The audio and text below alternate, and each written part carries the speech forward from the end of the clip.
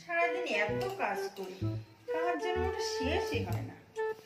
এদিকে আবার রান্না বাকি, শরীরটাও ক্লান্ত লাগছে।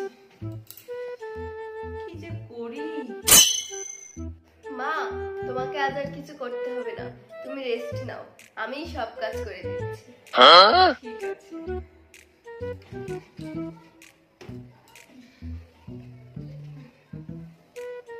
মা, কয় কৌটা চাল দেবো?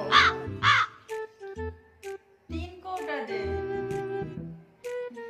ঠিক আছে। ও মা, হাঁড়িতে কতটুকু জল দেবো গো?